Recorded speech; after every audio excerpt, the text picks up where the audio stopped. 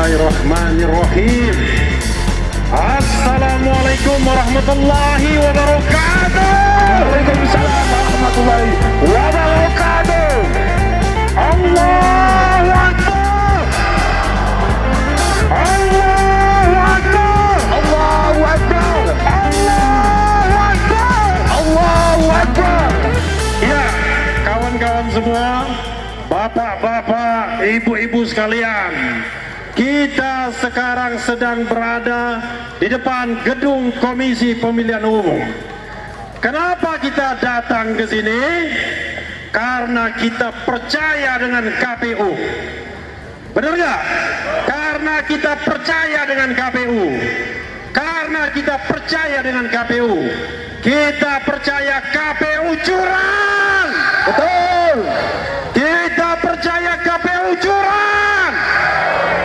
Jadi kita datang ke sini untuk mengingatkan bahwa negeri ini dalam bahaya. Betul. Kawan-kawan semua, ibu-ibu dan bapak-bapak sekalian, KPU itu orang yang saya kenal. Sudah puluhan tahun saya kenal Hasyim Asy'ari. Tetapi saya sangat kecewa dengan sikapnya hari ini. Mau saja jadi budak rezim. Mau saja jadi budak rezim. Kita tahu bahwa dari awal rekrutmen KPU itu abal-abal. Rekrutmen KPU dan Bawaslu abal-abal. Kenapa begitu? Karena sudah disiapkan oleh tim yang dibentuk oleh Presiden. Ketuanya mantan deputi KSP, Kantor Staf Presiden. Anggota-anggotanya orang dekat Presiden semuanya. Betul. Bagaimana mungkin akan mendapatkan KPU yang jujur, berintegritas dan independen? Yang ada adalah KPU yang mengakali pemilu ini, tidak berani membuka sirekap. Sobat semua, kawan semua, ada sidang di Komisi Informasi. KPU tidak berani datang untuk menjelaskan soal real count, untuk menjelaskan soal sirekap dan lain sebagainya. Kenapa begitu? Saya mulai satu-satu ya. Sirekap itu benar alat bantu. Sirekap itu hanya alat bantu. Sirekap hanya alat bantu, tapi alat bantu kecurangan. Sirekap alat bantu kecurangan, bukan alat bantu untuk menunjukkan bahwa pemilu itu jujur dan adil. Betul. Itu ada mobil mewah masuk di KPU. Mobil siapa itu? Jangan-jangan mobilnya Hasyim Asy'ari. Golkar langsung. Dan memang KPU nyaman hidupnya, digaji negara besar, diberi honor besar, diundang seminar, dikasih honor dan lain sebagainya. Karena itu dia tidak berkepentingan terhadap pemilu yang jujur dan adil. Jadi sobat era sekalian, kalau misalnya KPU berani membuka sirekapnya, audit sirekap, mengapa Cina terlibat di dalam sirekap misalnya? Itu menjadi suatu soal yang sangat penting kita masalahkan. Mengapa KPU Depok mengatakan bahwa seolah-olah sirekap itu bisa jalan sendiri? Ada pihak-pihak yang mengendalikan sirekap. Jadi kawan semua, ibu-ibu dan bapak-bapak semuanya, kita sudah diorkestrasi kecurangan ini. Tidak hanya ketika pemungutan suara, tetapi ketika KPU dibentuk. Ketika KPU dibentuk sudah curang. Sobat semuanya, kawan semuanya, selain KPU, agen kecurangan lain adalah Mahkamah Konstitusi. Sekali lagi kita ingatkan, Mahkamah Konstitusi agen kecurangan. Tetapi di antara hakim-hakim Mahkamah Konstitusi masih ada 1-2 hakim yang paling tidak yang lurus.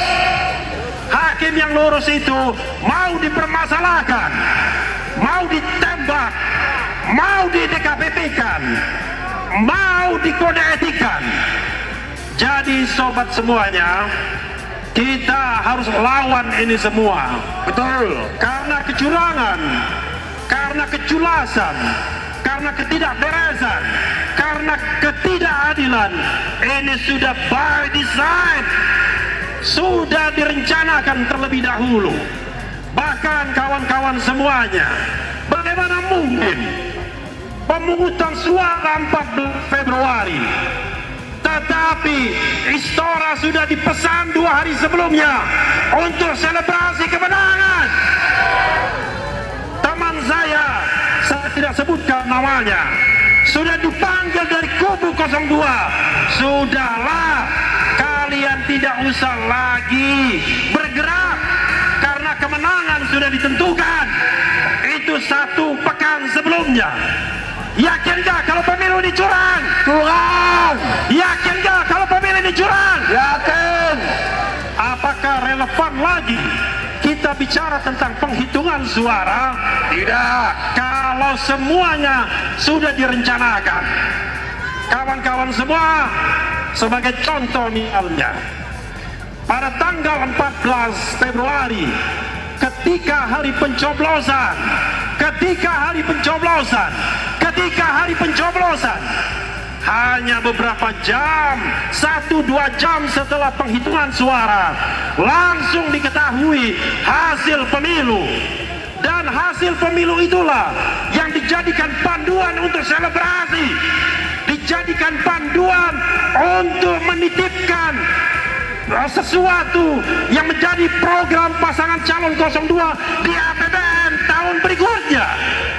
Maka ini sangat menganehkan. Bahkan Presiden Jokowi konon kabarnya sudah menitipkan 4 nama untuk masukkan kabinet 02. Mereka ini jangan-jangan membantu dalam kecurangan tersebut. Betul. Dengan segala hormat kepada bapak-bapak polisi yang menjaga kita di depan, 4 pejabat tersebut yang dititipkan, saya dengar 1.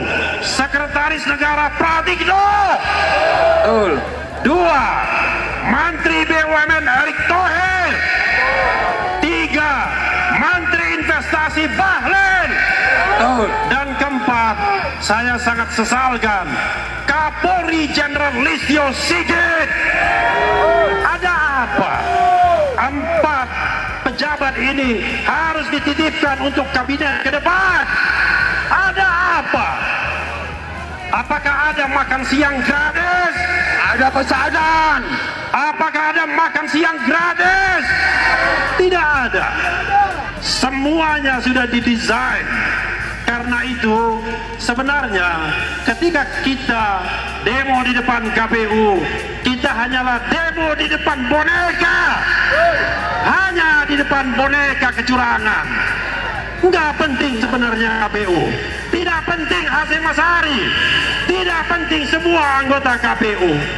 Karena yang paling penting kita lengserkan adalah Joko Widodo. Lengserkan Jokowi. Negeri ini akan hancur kalau kita tidak lawan dari sekarang. Pemilu yang curang hanya 1 titik untuk menguasai negara ini. Besok-besok semua pemimpin negara ini hanya akan ditentukan oleh segelintir oligarki. Karena itu kita harus lawan. Tolong teriakkan kawan-kawan semua. Kalau saya katakan lawan, kita katakan lawan, ya. Allahu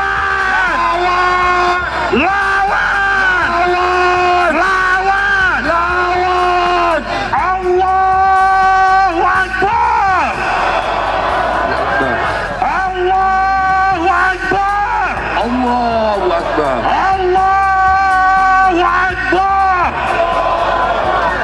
Wassalamualaikum warahmatullahi wabarakatuh.